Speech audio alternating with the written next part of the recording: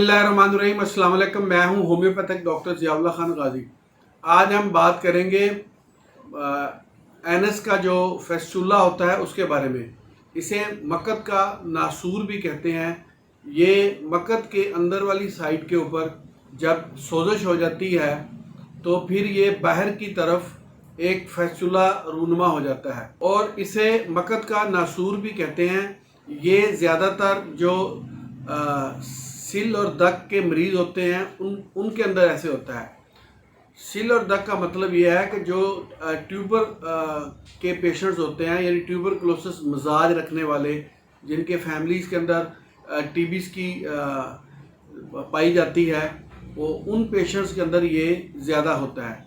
इसकी अलामात के अंदर इसमें मकद के अंदर दर्द होती है और वहाँ से रेशा और पीप वगैरह निकलता है और इसमें मादा सा भर जाता है और बाज़ औक़ात इसमें से खून भी निकलना शुरू हो जाता है और पीप वगैरह तो आती ही है। और जिस वक्त मरीज़ स्टूल पास करने के लिए जाता है उस वक्त उसे इसके अंदर तकलीफ़ ज़्यादा होती है, खून निकलने या जो रेशा मादा वगैरह निकलने के बाद मरीज़ आराम महसूस करता है। इसमें ज़्यादातर जो है वो मकद के करीब एक सुराख सा बन जाता है जिसमें से हर वक्त पानी भी रिसता रहता है और उसको दबाने से अगर इसमें रेशा और जो पीप वगैरह है वो खारिज हो जाती है, जिसमें हर वक्त उसको दर्द सी महसूस होती रहती है।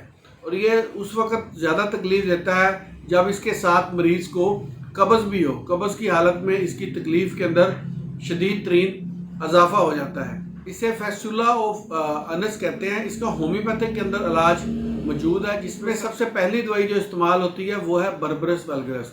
इसमें जो मकाम मऊफ़ है, यानी मकद वाली जगह के ऊपर सख्त दर्द होता है, मरीज़ को कब्ज़ होती है और वहाँ पे बहुत ज़्यादा दबाव सा महसूस करता है। साथ इसके छाती के अंदर भी तकलीफ़ होती है। ये बर्बरस वल्गरस की बड़ी अलामात हैं। अगर ये हो तो आप बर्बरस को इस्तेमाल करें। ये इन तकलीफ़ात के अंदर इससे छुटकारा मुमकिन है। दूसरी जो इसके अंदर दवाई इस्तेमाल होती है वो है कलकेरिया फास। अगर फेस्टुले को ऑपरेशन के ज़रिए ठीक किया गया हो तो उसके बाद आप इसको कलकेरिया फास इस्तेमाल करवा सकते हैं। ये ऑपरेशन से अगर ख़राबी पैदा हो जाए या उसके बाद उसमें से फिर भी पानी रिश्ता रहे कुछ अर्सा के बाद, तो आप अगर इसको इस्तेमाल करते हैं तो ये वहाँ पर बेहतरीन काम करता है। अगली जो इसके अंदर दवाई इस्तेमाल करवाई जाती है वो है फ्लोरिक एसिड। अच्छा, फ्लोरिक एसिड्स की एक ख़ास अलामत ये है कि अगर ठंडे पानी से शाफ़ा किया जाए, यानी कि इस्तंजा किया जाए, तो उससे इसको आराम और राहत महसूस होती है ठंडे पानी से। तो इसमें फ्लोरिक एसिड का इस्तेमाल होता है।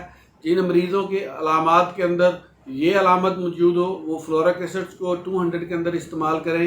ये चंद एक खुराकों से काफ़ी फ़र्क हो जाता है फेस्टुला के मरीज़ों को। अगली जो इसके अंदर दवाई इस्तेमाल होती है वो है सलेशिया। सलेशिया के अंदर एक तो रेशा और पीप वगैरह तो ज़्यादा होती है, लेकिन जो जगह होती है वो बहुत सख्त और वहाँ पे दर्द शदीद होता है। इन अलामात के साथ सलेशिया को इस्तेमाल किया जाता है। इसको हमेशा बड़ी ताकतों के अंदर इस्तेमाल करना चाहिए, फिर और रोज़ एक खुराक लेनी चाहिए इसकी। ये चंद दिन तक इस्तेमाल करने से इन अलामात को कंट्रोल कर लेती है। ये बड़ी एक अहम दवाई मैं आपको हाइड्राइटिस के बारे में बताऊंगा।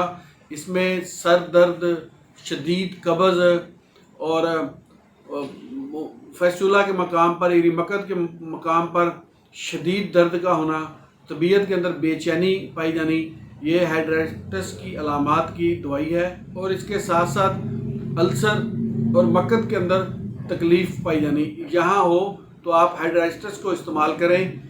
ये क्यू फॉर्म में इस्तेमाल करवाया जाता है, इससे इन अलामात को कंट्रोल किया जा सकता है। नाइट्रिक एसिड्स का भी इसके अंदर इस्तेमाल किया जाता है। अगर चुभने वाले दर्द हों, यानी कि पखाना करते वक्त जैसे कि कांच की टुकड़े लग रहे हों, ऐसा दर्द महसूस हो, तो ये नाइट्रिक एसिड्स की अलामत है। इसके अंदर भी शदीद किस्म की दर्दें होती हैं। इनके अलामात के साथ नाइट्रिक एसिड इस्तेमाल किया जाता है। ये होम्योपैथिक की चंद एक अद्वियात और इनकी अलामात के बारे में मैंने आपको बताया कि जो एनस का फेस्टुला है उसको इन अद्वियात से ठीक किया जा सकता है। अल्लाह हाफिज़।